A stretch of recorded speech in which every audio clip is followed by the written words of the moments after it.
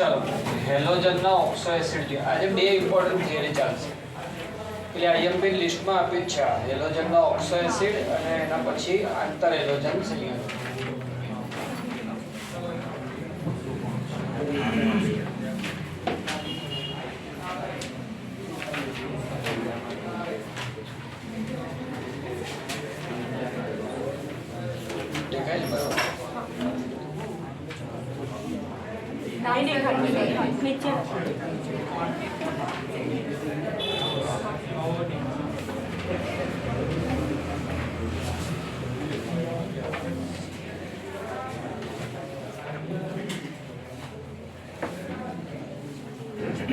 હેલોજનના oxo acid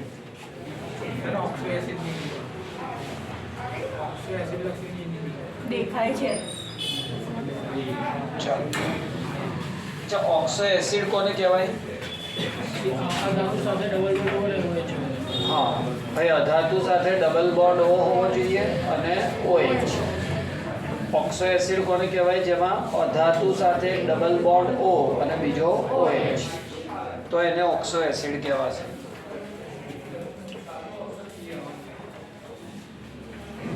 હવે હેલોજનના oxo acid છે એનું નામ, એનું સૂત્ર,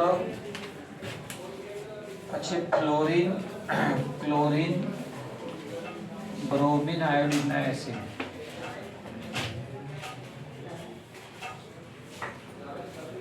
ઓક્સો એસિડ છે એનું બંધારણ.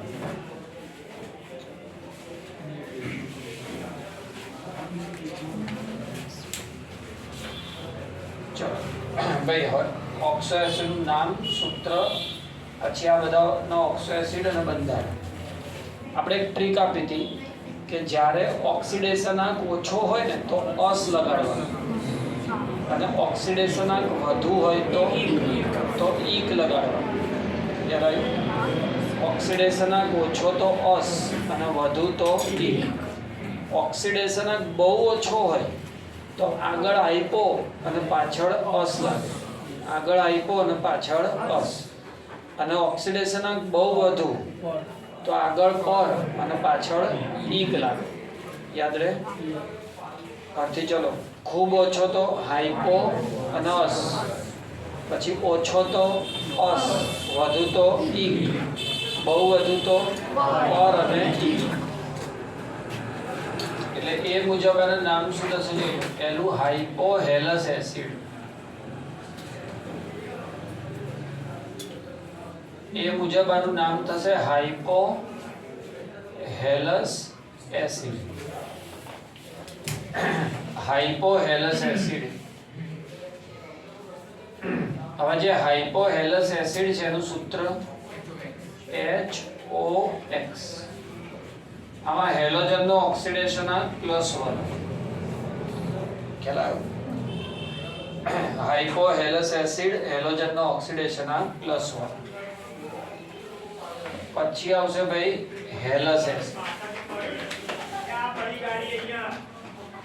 હવે શું આવશે? હેલસ એસિડ. એનું સૂત્ર HOXO. આમાં હેલોજનનો +3. પછી આવશે હેલિક એસિડ. હેલિક એસિડ એટલે HOXO2. આમાં હેલોજનનો ઓક્સિડેશનાંક +1. પછી છે પર હેલિક એસિડ, HOXO3. આમાં હેલોજનનો ઓક્સિડેશનાંક +7. ખ્યાલ આવે? સિમ્પલ છે. HOX, પછી HOXO, HOXO2, HOXO3. હાઇપોહેલસ, હેલસ, હેલિક, પર હેલિક એસિડ. હવે આમાં શું કોણ ના આપે ગોખી નાખો. તો ફ્લોરિન આ 3 ઓક્સો એસિડ ના આપે. ફ્લોરિન અને બ્રોમિન આયોડિન છે એ આ 2 ના આપે, બાકી બધા મળે. ખબર પડી? ફ્લોરિન પહેલા સિવાયને કોઈ ના આપે. નતું આગળ ફ્લોરિન ના આપવા તો અને બ્રોમિન આયોડિન છે ફક્ત શું આપે? ફક્ત શું ના આપે? બીજો ના આપે. ખ્યાલ આવ્યો? પછી કોઈ પણ નું કે જેમ કે ચલો આ કીધું તો x ના બદલે i મૂકી દેવાનું સૂત્રમાં જ્યાં x છે ત્યાં i મૂકો એટલે h i h o i o 3 જો કે ઘણા લોકો આને પછી શું ભેગું કરી દે છે h i o 4 સ્ટ્રક્ચર પ્રમાણે આ બરાબર છે હવે આનું નામ શું થાય પર આયોડિક એસિડ ખ્યાલ આવ્યો માન લો આપણને આ પૂછ્યું તો હાઇપોક્લોરસ એસિડ બટ આ અપવાદરૂપ છે આમાં ક્લોરીનનો -1 હાઇડ્રોજનનો +1 ઓક્સિજનનો 0 ક્લોરીનનો ઓક્સિડેશન આંક -1 હોય કે ક્લોરીન પ્લસ તો આપે જ નહીં કોઈ દિવસ ક્લોરીન લો તો બરાબર આમાં ઓક્સિજનનો -2 હાઇડ્રોજનનો +1 ક્લોરીનનો -1 ક્લોરીનનો સોરી +1 ક્લોરીન +1 હાઇડ્રોજન +1 ઓક્સિજન -2 પણ આમાં અલગ ખ્યાલ આવે બધા HOF અને બીજું શું થયું HOCl એવી રીતે આવડશે બધાના કોઈ પણનું સૂત્ર કહેતો આવડે બંધારણ જોઈએ તો અહીંથી જોજો HOX નું આવું બંધારણ OHX 3 લોન પેર આ HOX ઓક્સિજનમાં sp3 સંકરણ હોય ચલો બીજું લઈએ ઓક્સિજન આ તો ખરું જ પણ અહીંયા ડબલ બોન્ડ થી ઓ જોડાય બે લોન પેર સમજ્યા તમે ત્રીજાનું શું થશે કેટલા ઓક્સિજન આવશે 2 આવી જશે ચોથામાં કેટલા આવી જશે 3 કોઈ ડાઉટ હોય તો કહો આવી સમજમાં બંધારણ દરેકમાં ઓક્સિજનમાં sp3 સંકરણ હશે ખબર પડી હવે જોજો જેમ જેમ આપણે નીચે જઈએ ને એમ ઓક્સિડેશન આંક વધે કે નહીં ઓક્સિડેશન આંક વધે એમ શું થાય એસિડિક પ્રબળતા વધે દેખાશે ને નીચે જતા એસિડિક પ્રબળતા વધે બીજું ઓક્સિડેશન કરતા તરીકેની પ્રબળતા પણ વધે ઓક્સિડેશન કરતા તરીકેની પ્રબળતા પણ વધે ખ્યાલ આવ્યો બહુ વાર પૂછાયું છે HOCl n થી પ્રબળ HOClO n થી પ્રબળ HOClO2 n થી પ્રબળ HOClO3 આ થોડું બહારનું છે આયોડિન 2 ઓક્સો એસિડ આપે એક તો આને કહેવાય મેટાપોર આયોડિક એસિડ હજી એક બીજો આપે પેરાપોર આયોડિક એસિડ એક આયોડિન માં જેવું છે પેરાપોર આયોડિક એસિડ આનું સ્ટ્રક્ચર આવું છે આયોડિન સવર્ગ બંધથી અહીંયા O સાથે બંધ અને 5 OH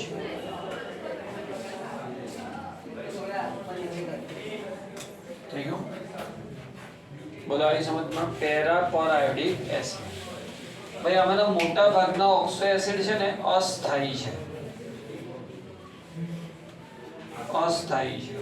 મોટા ભાગના ઓક્સો એસિડ અસ્થાયી તે કાં તો દ્રાવણમાં મળે અથવા તો ક્ષાર સ્વરૂપે અને ક્લોરીન સૌથી વધુ વિદ્યુત ઋણ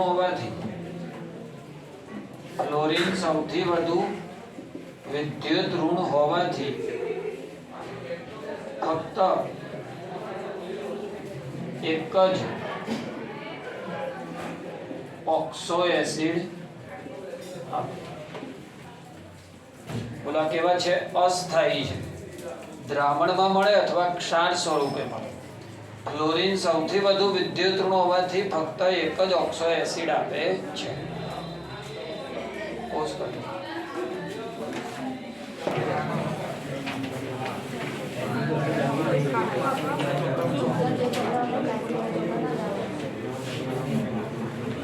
Thank you.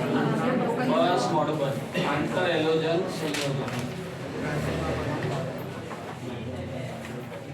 ભાઈ નેક્સ્ટ થિયરી છે આંતર હેલોજન સંયોજન. તો ભાઈ એવું જોવા મળ્યું કે એક હેલોજન તત્વ હોય ને એ બીજા જુદા હેલોજન સાથે સંયોજન બનાવે. બરાબર, બે ભિન્ન હેલોજન તત્વો સંયોજન બનાવે એને કહેવાય આંતર.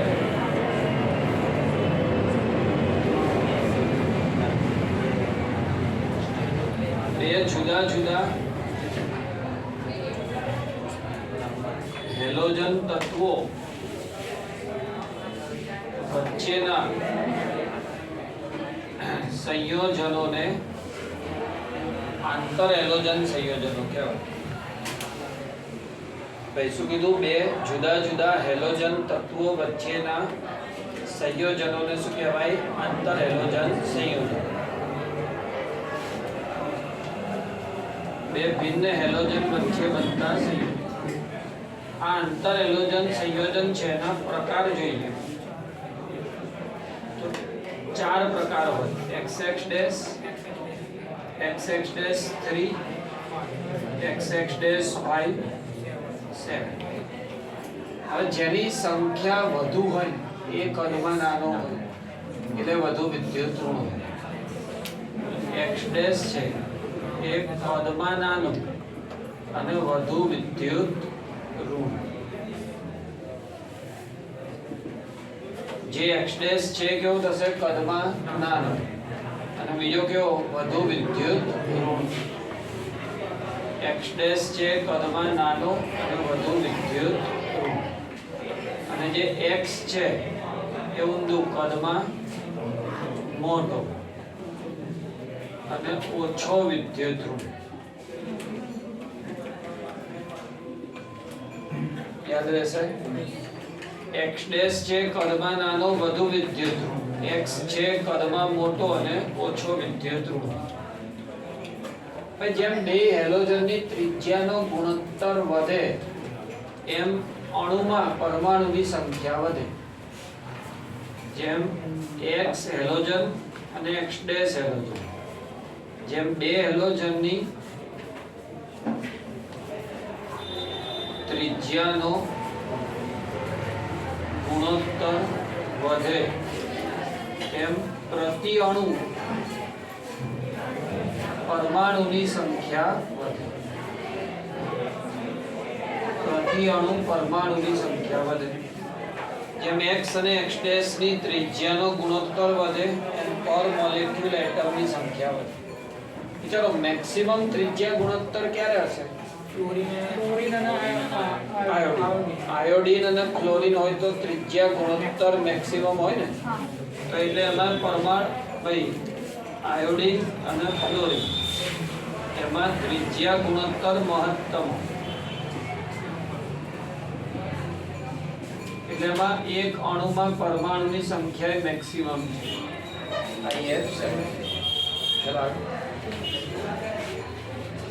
હવે આપણે એની બનાવટ જોઈએ. આંતર હેલોજન સંયોજનોની બનાવટ તો બે રીતે થાય. બે હેલોજનની ચોક્કસ પ્રમાણમાં ચોક્કસ પરિસ્થિતિમાં પ્રત્યક્ષ પ્રક્રિયાથી બને. બે હેલોજનની નિશ્ચિત પરિસ્થિતિમાં પ્રક્રિયાથી બને. બે હેલોજનની નિશ્ચિત પરિસ્થિતિમાં પ્રક્રિયાથી બને અથવા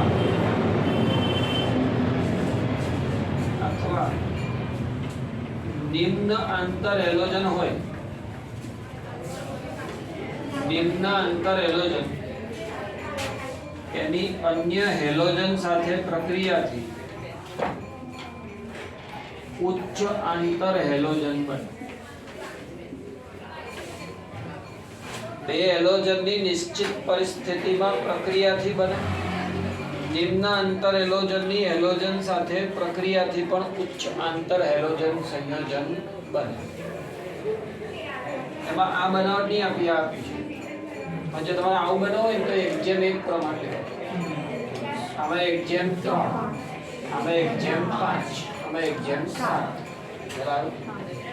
હવે આપણે બનાવી શું જોજો, ClF એમાં આપણે Cl ને F માંથી આપે, પછી ICl એમાંથી આપે અને BrF એમાંથી આપે.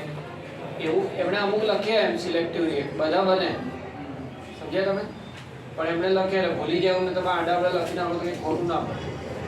આપણે ચોપડી જેવાનો લખવાનો પ્રયત્ન કરવો છે એટલે હું તમને યાદ રખાવું કે ClF માં આપણે બનાવશું, ICl માં આપે અને BrF માં આપે.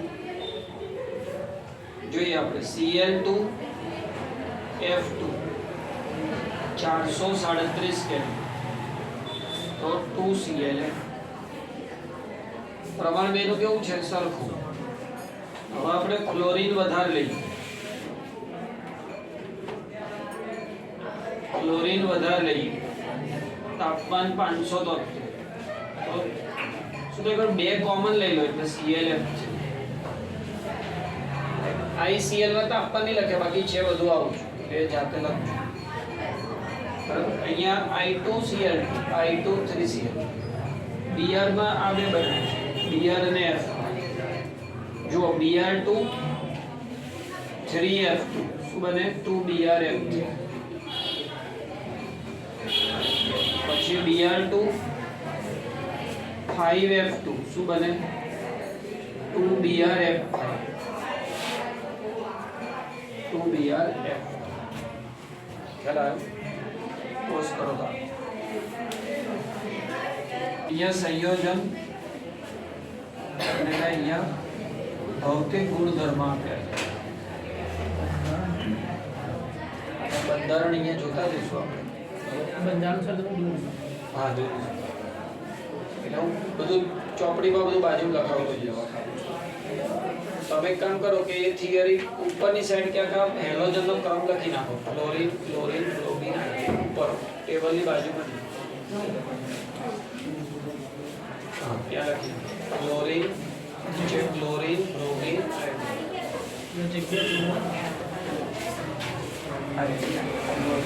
ટેબલની બાજુ ના ઉપયોગ કે ટેબલની બાજુ બહુ બધું લખવાનું.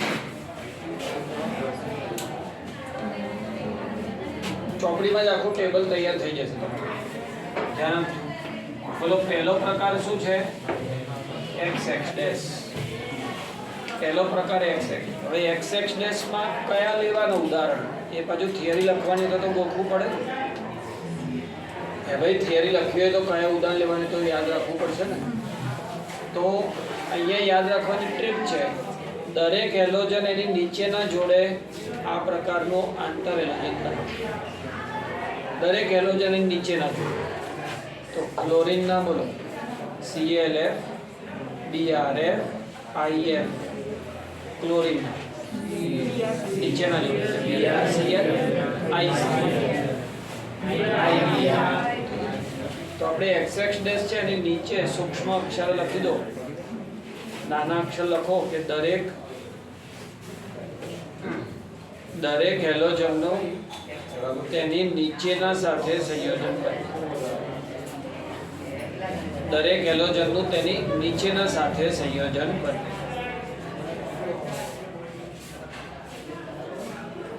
દરેક હેલોજનનું તેની નીચેના સાથે સંયોજન બને.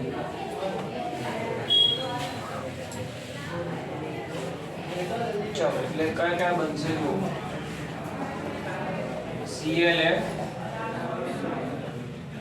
BrF, IF, BrCl, ICl, sir બંધારણ તમે અલગ સાઈડ IBr. અલગથી દોરો. ખબર પડી? આ 6 થઈ ગયા. હવે એના ગુણધર્મ જો, તો દરેકમાં છે ને પહેલો રંગવિહીન વાયુ છે. દરેકમાં પહેલો શું છે? રંગવિહીન વાયુ છે. આ આછો કથ્થાઈ વાયુ, આ વર્ણપટ વડે જાણી શકો. આની પરખ એનો વર્ણપટ મેળવીને થાય. આ વાયુ છે. હવે આમાં બે છે, એક રૂબી લાલ ઘન અને બીજો છે કથ્થાઈ લાલ ઘન. આને આલ્ફા કહેવાય ને બીટા. આ છે નારંગી ઘન. નારંગી ઘન છે કાળો ઘન. કાળો ઘન.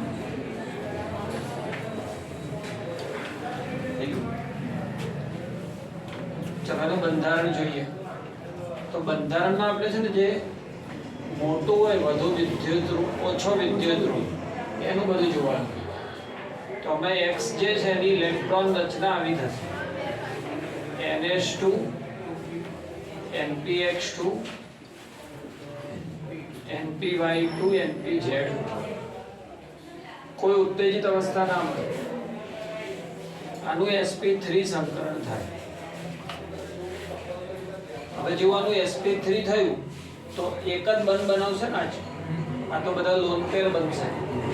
આવું થઈ ગયું IX એમાં sp3 એમાં અયુગ્મિત ઇલેક્ટ્રોન અને બાકી અહીંયા લોન પેર.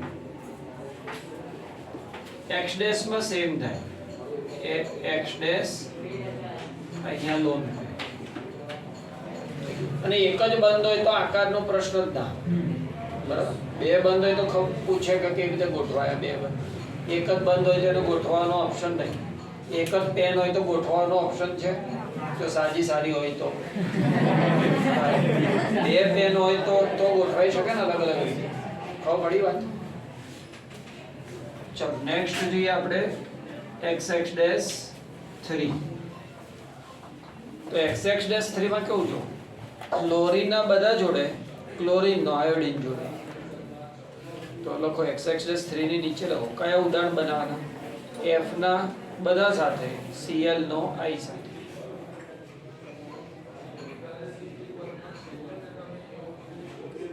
F ના બધા જોડે Cl નો I સાથે. એની નીચે XX-5 છે ને એમાં F ના બધા સાથે એવું લખો. F ના બધા સાથે. ચાલો હવે ધ્યાન આપજો ભાઈ. XX-3 માં લખાવો કયા બનશે.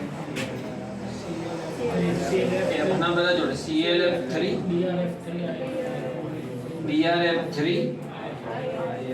IF3 અને શું થશે ICl3.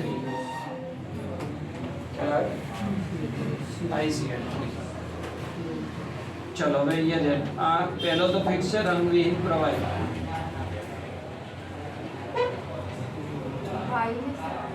રંગીન વાયુ રંગવિહીન વાયુ. અહીંયા પીળું લીલું પ્રવાહી. પ્રવાહી છે પીળું લીલું પ્રવાહી. પછી પીળો પાવડર એટલે ઘન થઈ. અને આ નારંગી ઘન. હવે છે ને આ IF છે ને બહુ અસ્થાયી છે. બાજુ લખી નાખો ચોક્કસ. IF ખૂબ જ અસ્થાયી. હા અને BrCl ઘન અવસ્થામાં મળે. આવું IF અસ્થાયી. આપણે ઉપર લખી નાખો નીચેનું હોદવા ક્યાં બેસી આ અસ્થાયી એના ઘન સ્વરૂપે મળે. અસ્થાયીનું કિરણ સૌથી મોટો સૌથી નાનો એક જ છે બાજુ. પછી ધ્યાન આપજો આ ICl3 છે ને ડાયમર બનાવે. I2Cl6 ડાયમર બનાવે I2Cl6. હવે આનું સ્ટ્રક્ચર શીખવાડજો. બોલો આમાં બંનેમાં કયું સંકરણ થયું હતું. sp3.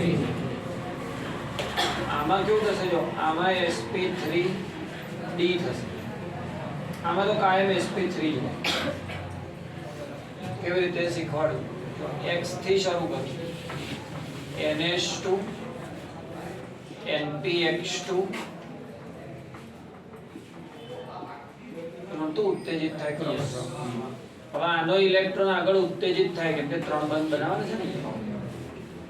તો આનો ઇલેક્ટ્રોન ઉત્તેજિત થાય એટલે આનું કયું સંકરણ થાય. sp3d. કયું સંકરણ થાય. sp3d. એ ખબર પડી. બીજું કેટલા લોન પેર રહેવાના? બે. કેમ કે બે તો યુગ્મ છે તો બંધ ના બનાવે. તો બંધ કેટલા બનશે? 3. ખ્યાલ આવ્યો? બંધ 3 બનશે. આકાર કંઈક આવો થશે. બ્રોમિન થી સમજાવું છું. બોલો આ બ્રોમિન છે. 5 બંધ ખબર છે ને કઈ રીતે હોય? એક જ સમતલમાં 3, એક ઉપર અને એક આ 3 ને શું કહેવાય? નિરક્ષી. અને આને અક્ષી. ખ્યાલ આવ્યો? બેન્ડ રૂલ શું કે લોન પેર ક્યાં ગોઠવાય? નિરક્ષી ઉપર. અને આ અહીંયા કોણ ગોઠવાય? ફ્લોરિન. બાકી ના હોય. સમજાયું બધા? હવે ધ્યાન આપજો બરાબર.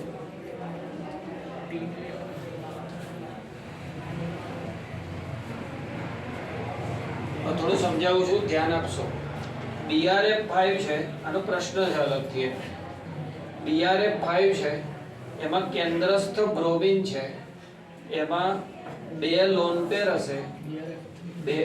BRF3 માં કેન્દ્રસ્થ બ્રોમિન પાસે 2 લોન પેર હશે અને 3 અયુગ્મિત ઇલેક્ટ્રોન હશે.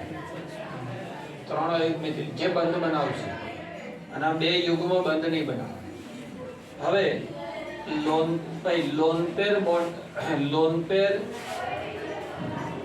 પેર બોન્ડિંગ પેર અને બોન્ડિંગ પેર અપાકર્ષણ ઓછું રહે એ માટે આ 2 લોન પેર નિરક્ષીય સ્થાને ગોઠવો. શું કીધું? લોન પેર અને લોન પેર બોન્ડિંગ પેર અપાકર્ષણ ઓછું રહે એ માટે આ 2 લોન પેર ક્યાં ગોઠવાય? નિરક્ષીય સ્થાન. અને બાકીના સ્થાને ક્લોરીન ગોઠવાય. લોન પેર વધુ અપાકર્ષણ લગાડે. આ વધુ અપાકર્ષણ લગાડે ને એના કારણે આ થોડા શું થાય? નિરક્ષીય ક્લોરીન તરફ ખસે. જે બે બાજુ લોન પેર હોય ને એની ઓપોઝિટ સાઈડ થોડા ખસે એટલે વિકૃત ટી આકાર જોવા મળે. આમાં કયો આકાર જોવા મળે? વિકૃત ટી. ખબર પડી બધાને? પેલું બેન્ડ રૂલ મુજબ ના કહેવાય કે એ તો કોર્સમાં છે નહીં. સમજાયું? બેન્ડ રૂલ એ ટ્રીક છે. મૂળ રીઝન તો સ્થિરતા જ હોય. તો આ સ્થિરતા મળે એ માટે આ બે સમજીને અહીંયા ગોઠવાઈ ગયું. ખ્યાલ આવ્યો? એટલે અપાકર્ષણ ઓછું લાગે. તો બાજુમાં પ્રશ્ન છે જો પોઝ કરો. બોલો આનો આકાર ખ્યાલ આવી ગયો બધાને? આંશુ થશે ટી આકાર. વિકૃત ટી અથવા તો ટી આકાર.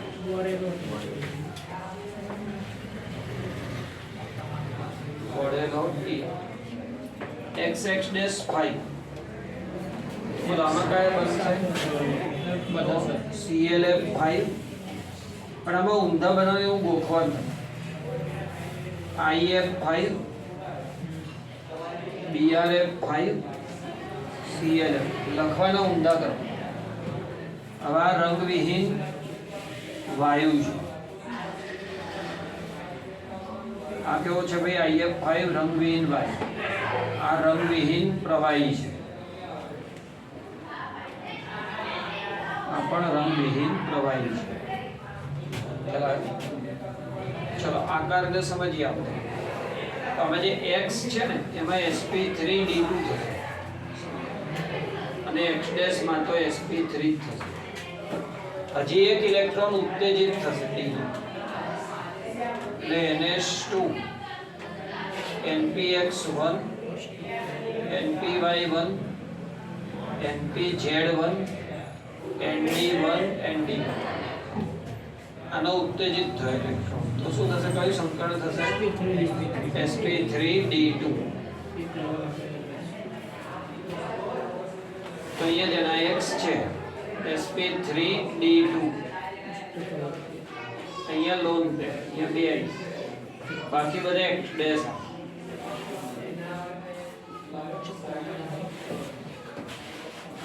બાકી બધે બધે શું આવશે?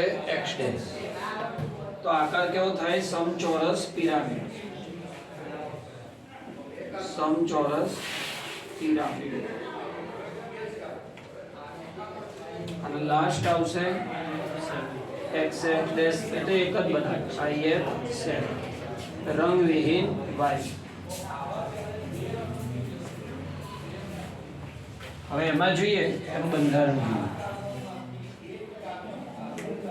તો આયોડિન છે ને એમાં 12ની કક્ષામાં શું થશે? NS નો ઉત્તેજિત થાય. NS1 NPX1 NPY1 NPZ1 ND1 કયું સંકરણ થશે? sp3b3.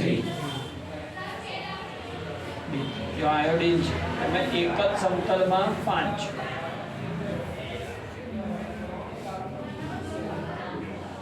એક જ સમતલમાં કેટલા? 5. અહીંયા બધે ક્લોરીન આવી જશે.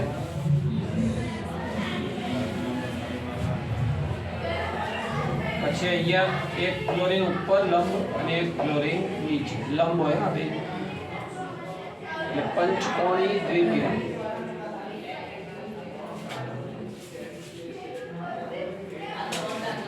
પંચકોણીય દ્વિપિરામિડ. બોલો ખ્યાલ આવ્યો બધો? ચલો એના ગુણધર્મ જોઈએ.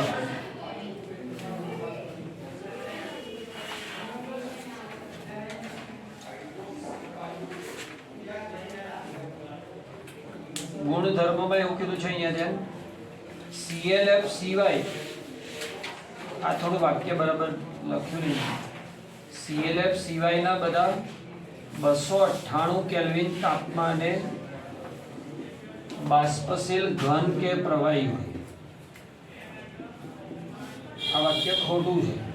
ચોકડીમાં લખ્યું છે એટલે આપણે લખીએ છીએ કે અમુક તો વાયુ છે જ ને. આ તો કે ClF સિવાય બધા બાષ્પશીલ ઘન અથવા પ્રવાહી છે.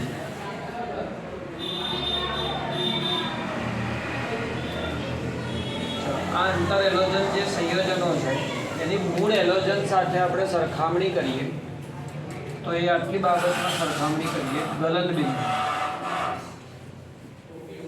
તો મૂળ એલોજન હોય એના કરતા આંતર એલોજનના ગલનબિંદુ ઊંચા છે. મૂળ એલોજન કરતા આંતર એલોજનના ગલનબિંદુ કેવા છે? ઊંચા છે. પછી એ બાકીના ગુણધર્મ લઈએ. બાકીના ગુણધર્મ લઈએ ને તો xx ડેશ છે ને,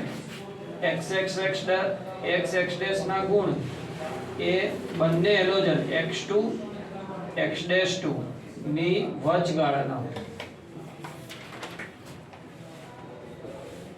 એક ફોર એક્ઝામ્પલ બંધ લંબાઈ લઈએ તો xx ડેશ ની બંધ લંબાઈ એટલે લઈએ ClF ની બંધ લંબાઈ Cl2 F2 ની વચગાળાની હોય.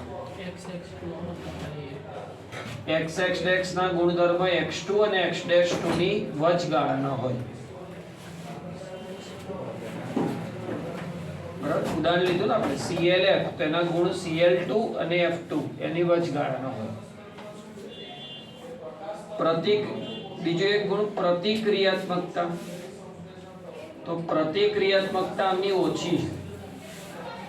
હેલોજનની વધુ છે, આંતર એલોજનની ઓછી છે. બોલો શું કીધું? પ્રતિક્રિયાત્મકતા. પ્રતિક્રિયાત્મકતા એટલે શું થાય? સક્રિય. તો પ્રતિક્રિયાત્મકતા તમે જુઓ તો આ હેલોજન અને આંતર એલોજન તો કોની ઓછી છે? આંતર એલોજનની પ્રતિક્રિયાત્મકતા મૂળ એલોજનની સાપેક્ષે ઓછી છે. ખ્યાલ આવશે? આ રીઝન આપ્યું છે ને, રીઝન આની બંધ એન્થાલ્પી નિર્બળ છે. બંધ ઊર્જા ઓછી છે, બંધ નિર્બળ ફટાફટ તૂટી જાય એટલે પ્રક્રિયા ફટાફટ. ખ્યાલ આવ્યો? બંધ ઊર્જા ઓછી આની બંધ ઊર્જા ઓછી એટલે બંધ જલ્દી તૂટે એટલે આની એટલે આપણે ખોટું લખીએ. મૂળ એલોજન કરતા આની સક્રિયતા વધુ હોય. ઊંધું લખે. મૂળ એલોજન ને આંતર એલોજન કોની સક્રિયતા વધુ? આંતર એલોજનની સક્રિયતા વધુ કેમ કે એની બંધ નિર્બળ, બંધ એન્થાલ્પી ઓછી. બીજો આંતર એલોજન સંયોજન જળ વિભાજન પામે. એ આવી રીતે જોયું. xx ડેશ છે અને પાણી નાખે તો જે વધુ વિદ્યુત ઋણ હોય એ હેલાઇડ બનાવશે. વધુ વિદ્યુત ઋણ શું બનાવે? Halide. હેલાઇડ. અને જે ઓછો વિદ્યુત ઋણ હોય દેખાય છે ને એ જુદા જુદા ક્ષાર બનાવે. અહીંયા હાઇપોહેલાઇટ બનાવશે. વધુ વિદ્યુત ઋણ તો X વધુ વિદ્યુત ઋણ કોણ ડેશ કરવું. હશે? X dash. એ શું બનાવે? હેલાઇડ. અને ઓછા વિદ્યુત ઋણ શું બનાવે? હાઇપોહેલાઇડ. તો સિમ્પલ, પ્લસ ઓક્સિડેશન સ્ટેટ કોણ મેળવે? ઓછો વિદ્યુત ઋણ. વધુ વિદ્યુત ઋણ પ્લસ ઓક્સિડેશન અવસ્થા પ્રિફર કરે કે માઇનસ? માઇનસ. એટલે એનો હેલાઇડ બને ઓછા વિદ્યુત ઋણનો પ્લસ. પણ એક ભાઈ આ એસિડ બદલાતા નથી. એમણે જો કે આવું નહીં આપ્યું, એમણે શું કર્યું? H ને બતાવે નહીં, એટલે કે હેલાઇડ બને X ડેશ માઇનસ. અને આને કીધું હાઇપોહેલાઇટ બને. આનું નામ શું? હાઇપો આપ્યું છે. હેલાઇટ. એવું નહીં કહેતો, H નહીં હોય. જો H લખું તો પછી આને હાઇપોહેલાઇટ ના કહેવાય. આને શું કહેવાય? હાઇપોહેલસ એસિડ કહેવાય. અને એમણે શું લખ્યું છે? હાઇપોહેલાઇટ બનાવે. એ તો એમની વાત બરાબર પણ છે, કેમ કે દ્રાવણમાં હોય તો આયન છૂટા જ હોય, એસિડ ના બની જાય. બોલો XX-3 હોય અને પાણી નાખ્યું, ભાઈ તમે એમ ના કીધા હાઇડ્રોજન ક્યાં ગયા હો? પાછળ H+ હશે 2. અહીંયા પ્લસ માઇનસ. ભાઈ અહીંયા ધ્યાન શું થશે? બોલો આમાં X' માઇનસ. આ તો ફિક્સ જ છે, વધુ વિદ્યુત ઋણ હેલાઇડ બનાવી દીધું. પણ જે ઓછો વિદ્યુત ઋણ છે એ XO2 માઇનસ. આને શું કહેવાય? હેલાઇડ. અમે એને લગાવો તો સોડિયમ હેલાઇડ. સમજાય? ક્ષારના નામ છે. XX-5 હોય તો X' માઇનસ અને XO3 માઇનસ હેલેટ. અને XX-7 હોય તો X' માઇનસ અને XO4 minus, that is or હેલેટ. આવા ક્ષાર સ્વરૂપે મળે. પછી યુઝિસ લખ્યા છે. તો આ બધા પ્રબળ ઓક્સિડેશન કરતા છે, પ્રબળ ફ્લોરિનેટિંગ એજન્ટ છે અમુક તો. જેમ કે યુરેનિયમ આપણે જમીનમાંથી ખોદીને મેળવીએ ને તો 2 યુરેનિયમ હોય, 235, 238. હવે એમાં યુરેનિયમમાં પેલું ન્યુક્લિયર વિખંડન જે થાય ને એ 235 નું જ થાય, 238 નું ના થાય. તો આપણે આને અલગ કરવા પડે. તો અલગ કરવા શું કરવાનું એ સમજજો. સમજાય છે વાત? તમને હું આખો ઉપયોગ સમજાવું છું. જમીનમાંથી ખોદીને નીકળ્યું તો 235, 238. આપણને ખબર પડી કે 235 છે ને એનો ભાવ જોરદાર વધુ છે, પણ શુદ્ધ હોય તો. એટલે 238 ને અલગ કરવું પડે. ખ્યાલ આવે? પછી આ તો બહુ પ્રિસિયસ મેટલ, સમજાયું? ગોલ્ડથી આવે. ખ્યાલ આવે? કેમ કે આપણે એની માટે કોઈ દેશ પાસેથી આ યુરેનિયમ ખરીદવું હોય ને તો એ બહુ બધી ફેવર માગી લે બદલે. ખ્યાલ આવે? તોય વેચે કરી એવું નક્કી નહીં. ખ્યાલ આવ્યો? એટલે યુરેનિયમ ખૂબ જ પ્રિસિયસ મેટલ છે, તો આને અલગ કેવી રીતે કરવું? તો અલગ કરવા શું કરવાનું? અહીંયા ધ્યાન. આને ClF3 આપી દો કાં BrF3. દેખાશે એ કે લખ્યું? અહીંયા લખ્યું. કઈ વાંધો નહીં. ClF3 આપી દઈએ તો યુરેનિયમ 3ClF3. તો એમાંથી UF6 બને અને 3ClF, યુરેનિયમ હેક્સાફ્લોરાઇડ. તો શું સાહેબ એકલા આનું જ બને? ના ભાઈ, બેયના હેક્સાહેલાઇડ બને. 235 UF6 બનાવે, 238 પણ UF6 બનાવે. પણ પછી ખબર પડી કે આ બાષ્પશીલ સંયોજન છે, એટલે ગરમ કરીએ. જેમ પ્લુટોનિયમનું હતું ને, પ્લુટોનિયમને O2F2 જોડે પ્રક્રિયા PuF6 બને. એ બાષ્પશીલ, ગરમ કરો તો ઉડી જાય. તો આ બે ઉડી જાય ગરમ કરો તો. પણ આને ઉડાડવા જ નહીં, આપણે રાખવાના. એટલે ગરમ કરીને વાયુ અવસ્થામાં લાવી દેવાના. ગરમ કરીને વાયુ અવસ્થામાં લાવી દેવાના. ખ્યાલ આવ્યો? પછી સ્વર્ગમાંથી ગ્રેહામને બોલાવવાના. ખ્યાલ આવ્યો? ગ્રેહામે આ પદ્ધતિ શોધી હતી. પછી ગ્રેહામ આવેલી રાહ જોવાની. ગ્રેહામ આવશે ભાઈ અહીંયા ધ્યાન. પછી કોઈને કહેવાની કે ગ્રેહામ આવ્યા હતા, એટલે કે આ તો ભૂત પ્રેતવાળા માણસ. ભાઈ અહીંયા ધ્યાન. પછી ગ્રેહામ શું કહે છે કે ભાઈ બેયને દોડાવો. બેયને 235 UF6 અને 238 UF6 બરાબર બેયને પ્રસરાવો. તો આ ભારે હોવાથી ધીમે ભાગશે અને હલકો હોવાથી ઝડપી ભાગશે. એટલે બે અલગ થઈ જશે. બરાબર. પછી એને અલગ થઈ જાય, પછી એને બહુ ગરમ કરો એટલે વિઘટન થઈ અને 235 યુરેનિયમ પાછો રિકવર થઈ જાય. ખબર પડી? બરાબર. એ 1000 ગણો ભાવ થઈ જાય પછી, જે આ યુરેનિયમની કાચી ખનિજ હતી અને તમે પ્યોરિફાય કરી. બરાબર. પણ આમાં શું, મોલર દળમાં ફરક નહીં બહુ, એટલે આમ તમે દોડાવશો તો કે એવું નહીં થાય કે બહુ અલગ થઈ ગયા. ધારો કે પહેલાંનું પ્રમાણ 0.1% હતું, તો દોડાવશો તો એ બરાબર 0.2% થઈ જાય. ખ્યાલ આવ્યો? એટલે શું કરવું પડે, કેટલાય કિલોમીટર લાંબી બરાબર ટનલ જેવું ધાતુનું બનાવવું પડે, ચેમ્બર જેવું, અને પછી એમાં વચ્ચે વચ્ચે છિદ્રાળુ પડદા મૂકી દેવા, જ્યાંથી બરાબર એટલે શું થાય કે પેલું ડિટેક્ટ થઈ જાય. અને ત્યાં એવી વ્યવસ્થા રાખવાની કે ડોર ક્લોઝ થઈ જાય એમ. ખ્યાલ આવ્યો? અને પછી શું થાય, વારંવાર અહીંથી નાખી દીધા, કિલોમીટર લાંબી ટનલ છે એટલે એન્જિનિયર ખાલી ડિટેક્ટ કરતું રહેવાનું ભાઈ કેટલો આવ્યો છે કોણ. અને જેવું લાગે કે ભાઈ હવે પ્રમાણ 5%થી વધી ગયું છે એટલે ત્યાં દરવાજો બંધ કરી દેવાનો. એટલે 238 પાછળ રહી ગયો હશે, 235 મોટા ભાગનો આગળ આવી ગયો, તો બે અલગ થઈ ગયો. અને એમાં 100% શુદ્ધિકરણની જરૂર ના હોય, 25% ફ્યુઅલ એફિશિયન્સી હોય એટલે ન્યુક્લિયર રિએક્ટર બરાબર કામ કરે. 25% વિખંડનીય દ્રવ્ય હોય, 75% અવિખંડનીય એવું મિક્સચર હોય તો એ બરાબર કામ કરે. 100% વિખંડનીય દ્રવ્ય હોવું જરૂરી નહીં. ખ્યાલ આવ્યો? પણ તો એ અઘરું કામ તો થઈ ગયું ને. એટલે અઘરું કામ કોણ કરે? અમેરિકા. ખ્યાલ આવ્યો? એટલે અમેરિકામાં આ યુરેનિયમને પ્યોરિફાય કરવા માટેની ટનલ બનેલી છે, એમાં એ લોકો પ્યોરિફાય કરે છે. સમજ પડી બધાને? એટલે બે કન્સેપ્ટ થયા. ClF3 નો ફ્લોરિનેટિંગ નેચર થયો, ClF3 નો ફ્લોરિનેટિંગ સ્વભાવ થયો, એક કન્સેપ્ટ. અને બીજો કન્સેપ્ટ શું થયો? ગ્રેહામનો નિયમ. ગ્રેહામનો નિયમ તો બધે લાગુ પડે. બે વાયુના ભારમાં તફાવત હોય તો બે દોડાવવાના એટલે બે અલગ થઈ જાય. એ સિમ્પલ ગ્રેહામનો નિયમનું લોજિક છે. અને બીજું આ જેટલા પ્રવાહી છે ને બધા બિનજલીય દ્રાવક તરીકે ઉપયોગ, બિનજલીય દ્રાવક તરીકે. ખ્યાલ આવ્યો? પોઝ કરો. એટલે કહેવાનો ભાવાર્થ એટલો છે કે આપણે જો ફોકસ વધારીએ ને તો એવું શક્ય છે કે હજી બી આપણા પરિણામમાં જોરદાર ચેન્જ આવી જાય. સમજાયું? એક વસ્તુની જરૂર છે, ફોકસ. ફોકસ એટલે એવું ફોકસ કે જે ઓછી વાર વાંચે પણ આપણને બહુ વધારે સમજાવી જાય અને યાદ રહે. ચલો આપણે નિષ્ક્રિય વાયુના સમૂહને જોઈએ. દેખાશે અહીંયા?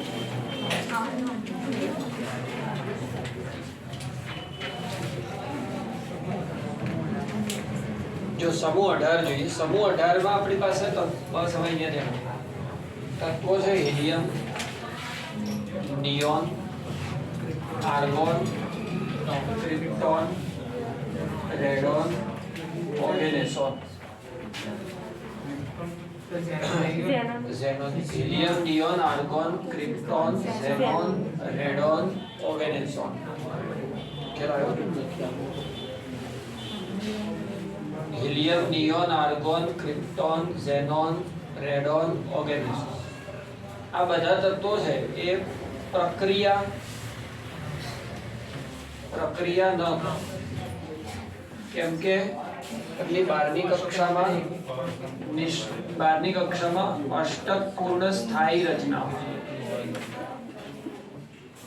અષ્ટક પૂર્ણ સ્થાયી ઇલેક્ટ્રોન રચના હોય. એમની 12મી કક્ષામાં પૂર્ણ અષ્ટક અને કેવી સ્થાયી ઇલેક્ટ્રોન રચના હોય. એટલે આ તત્વો પ્રક્રિયા ન કરે એટલે એમને નિષ્ક્રિય વાયુ કહેવાય, કે વાયુઓ છે બધા, અથવા ઊંડા વાયુ કહેવાય.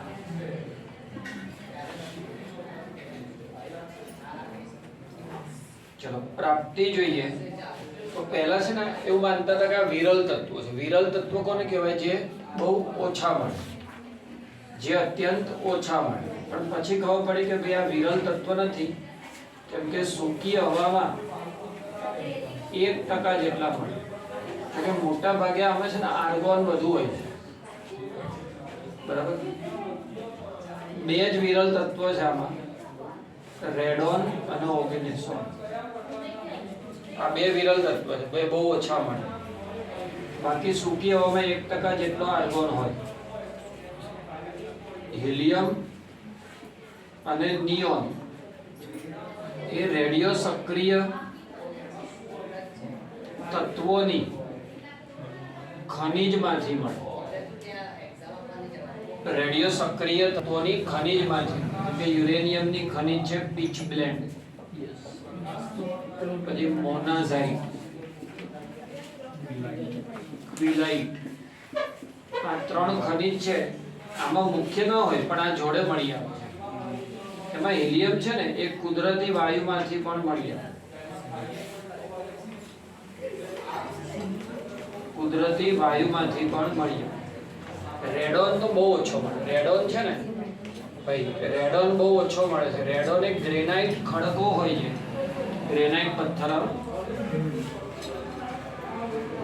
ગ્રેનાઇટ ખડકો હોય જે દિવાલ બની, દરવાજાની જે ધાર બનેલી છે ને એ બધા પથ્થર, આ જે પથ્થર છે તો આ ગ્રેનાઇટ જમીન પર નેચરલ પથ્થર છે એટલે ખડક સ્વરૂપે મળી. તો ગ્રેનાઇટ ખડકોમાં રેડિયમ હોય ને એ ધીરે ધીરે ડિકમ્પોઝ થઈને રેડોન બનાવે. તો 88 રેડિયમ 226. ભાઈ આમાંથી આલ્ફા ઉત્સર્જન, આલ્ફા એટલે 2He4 +2, વીજભાર એનો +2. હવે રેડિએક્ટિવ રિએક્શનમાં કેવું ખબર, નીચેનો આંકડો બેલેન્સ થાય, ઉપરનો બેલેન્સ થાય. એટલે 88 છે ને અહીંયા 2 છે તો શું લખવું, 86. એટલે કોણ થાય, રેડો 222 થઈ ગયું. એવી જ રીતે જે ઓર્ગેનેસોન છે તો બનાવ્યો છે, તો કેવી રીતે બનાવ્યો છે, તો 98 કેલિફોર્નિયમ 98 કેલિફોર્નિયમ 249 એની પ્રક્રિયા કરી 20 કેલ્શિયમ 48 સાથે. જોકે આ સમસ્થાનિક બહુ દુર્લભ છે. 20 કેલ્શિયમ 40, 98 કેલિફોર્નિયમ 249. આ બેનો સંઘાત કર્યો ને તેમાં 3 ન્યુટ્રોન મુક્ત થાય. ન્યુટ્રોનનો સિમ્બોલ આવો 0N પર, કેમ કે ન્યુટ્રોન ક્રમાંકમાં ગણાય. બોલો, નીચે ક્રમાંક હોય, ક્રમાંકમાં ન્યુટ્રોન ગણાય એટલે 0 લખ્યું, અને ભારાંકમાં ગણાય એટલે 1 લખ્યું. હવે અહીંયા બેલેન્સ કરો તો શું થશે, 118 ઓર્ગેનેસોન 294. બરાબર. હવે ઓર્ગેનેસોન છે એનો ક્રમાંક 118, ભારાંક 294 બહુ ઓછો મળ્યો છે. કેટલાક પરમાણુ સ્વરૂપે મળ્યો છે. એનો અર્ધ આયુષ્ય સમય 0.7 મિલિસેકન્ડ છે. તમારે કરતા એને ઉતાવળ છે લેક્ચરમાં બહાર જવા. 0.7 મિલિસેકન્ડમાં તો અડધો થઈ જાય. ખ્યાલ આવે? એટલે આનો બહુ અભ્યાસ થાય કે ના થાય, એટલે એટલી શાંતિ.